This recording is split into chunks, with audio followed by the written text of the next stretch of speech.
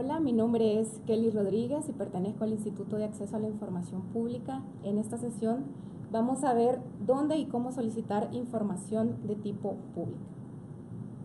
Comentarles que el Instituto de Acceso a la Información Pública ha sido creado gracias a la Ley de Acceso a la Información Pública, y es precisamente que el legislador, con afán de poder garantizar el derecho de acceso a la información pública, no únicamente creó un ente garante, sino que también creó las unidades administrativas que puedan hacer operativo el acceso a la información pública. En el artículo 48, como ustedes podrán accesar a su ley de acceso a la información pública, está estipulado que los entes obligados, todos los entes obligados, que en este caso ya con anterioridad a este curso habrán desarrollado, que son todas las instituciones públicas, que incluyen ministerios, dependencias estatales o cualquier persona que ejerza actividades públicas o actividades con financiación de tipo público, están obligados a la Ley de Acceso a la Información Pública. También están obligados las instituciones de economía mixta, que tienen parte capital privado y parte capital público, y todas las municipalidades. Bueno, entonces este artículo 48 de la Ley de Acceso a la Información Pública nos indica que todos los entes obligados tienen unidades de acceso a la información pública. ¿Qué son las unidades de acceso a la información pública? Bueno, las unidades de acceso son unidades administrativas en las dependencias estatales donde cualquier ciudadano puede ir a solicitar información.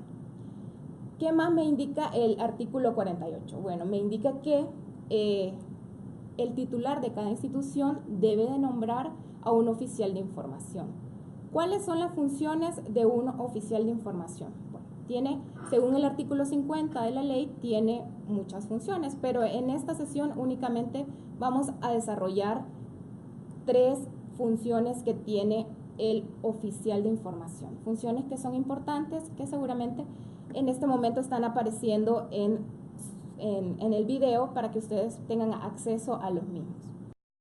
Bueno, las funciones importantes que vamos a ver a continuación, que están apareciendo en sus pantallas, es dar trámites a las solicitudes de información, pero también auxiliar a los particulares para la elaboración de una solicitud de información.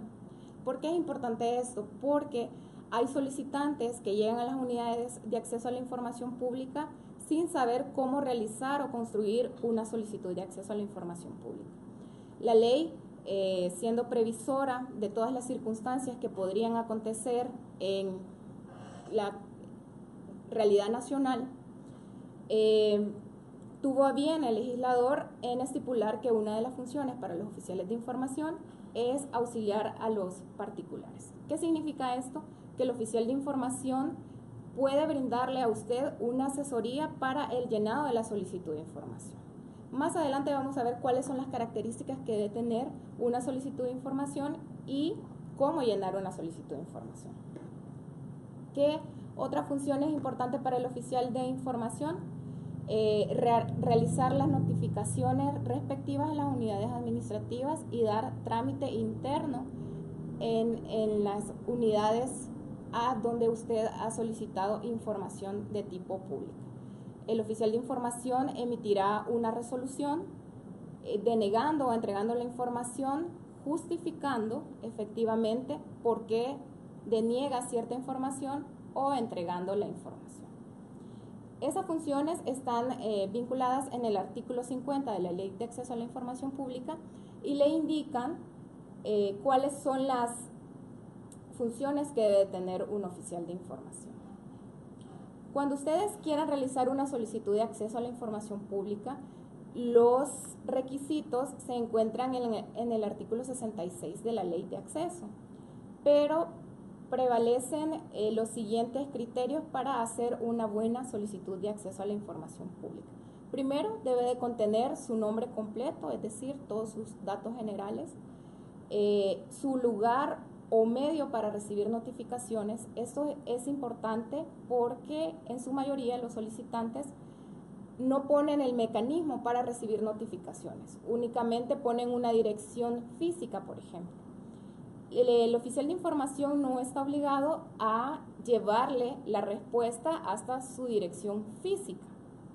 Por tanto, a pesar que la ley sí lo menciona, en la actualidad no se han configurado las características precisas para poder ir a entregarle la información. Entonces, por eso es importante que señalemos un correo electrónico o un mecanismo, en este caso puede ser mi número telefónico, para que me contacten. ¿Qué otra característica debe tener su solicitud de acceso a la información pública? Bueno, una descripción clara y precisa de la información que estoy solicitando. ¿Qué significa esto de una descripción clara y precisa? Significa que debo de exponer la materia, el rango de fecha de emisión del documento que requiero, el periodo de vigencia, origen, destino, soporte y demás información que yo tenga a mi alcance o que tenga el conocimiento que tiene esta institución pública. Si yo no tengo este conocimiento, puedo abocarme al oficial de información para que este pueda ayudarme. ¿Qué más debe de contener la solicitud? La modalidad. Es importante que se especifique la modalidad en que se quiere que se le otorgue la información pública. Muchos solicitantes no indican en qué modalidad quieren su información. Por tanto, queda a merced del oficial de información entregarla en un formato electrónico o entregarla en un formato físico. Es importante que señalemos cómo queremos la información, puesto que si yo estoy en desacuerdo con la modalidad de entrega, puedo acudir al Instituto de Acceso a la Información Pública a presentar un recurso de apelación por la mera inconformidad de la modalidad en que ha sido entregada esta información.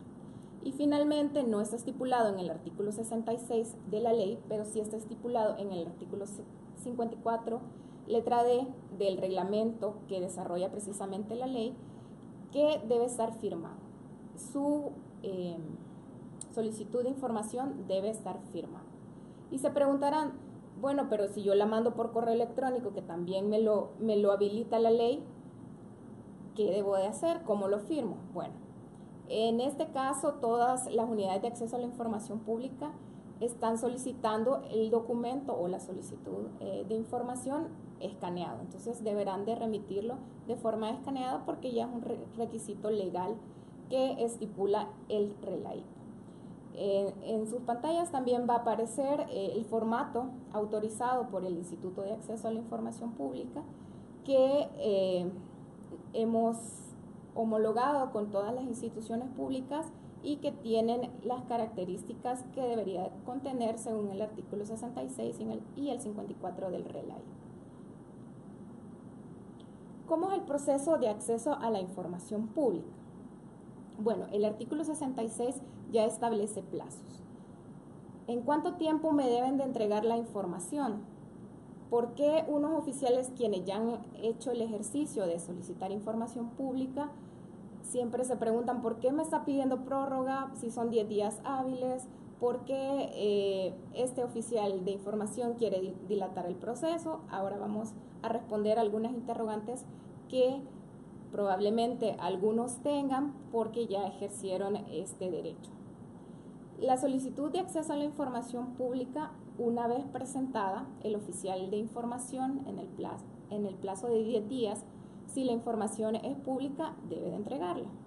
Sin embargo, la ley en el artículo 66 establece ciertas excepciones. Estas excepciones son cuando la información haya sido generada con 5 años de antigüedad, le otorga al oficial de información o al ente obligado en este caso hacer una solicitud de prórroga para resolver la solicitud de acceso, que son de 5 días hábiles más.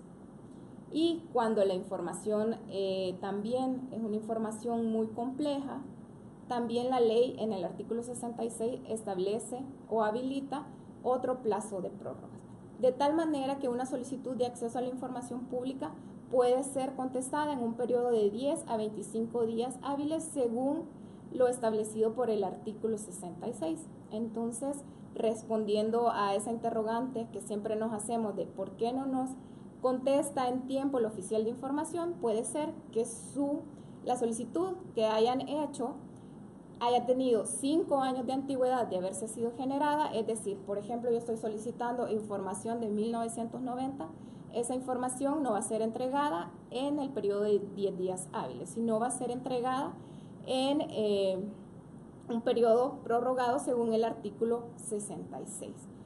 Pero también hay información que podemos solicitar que puede ser de tipo muy compleja. Cuando se dan estas características de complejidad para los oficiales de información y precisamente para los entes obligados, por ejemplo, que tengan que hacer la búsqueda exhaustiva de cierta información, también les van a solicitar un periodo de prórroga. Entonces, esas pueden ser las únicas dos causales por las que el oficial de información va a solicitar un periodo prorrogable.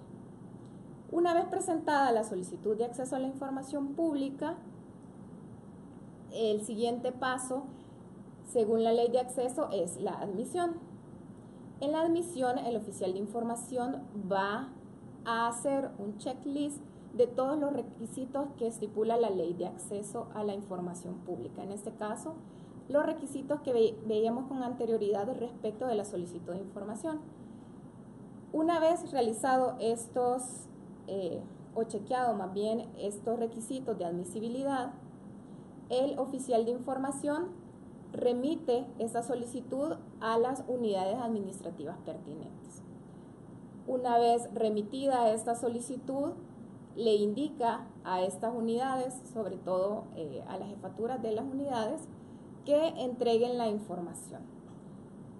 Las unidades administrativas queda, no quiero decir a discreción, pero sí ya queda en sus facultades poderle indicar al oficial de información si este tipo de información que estamos solicitando es pública, reservada o confidencial.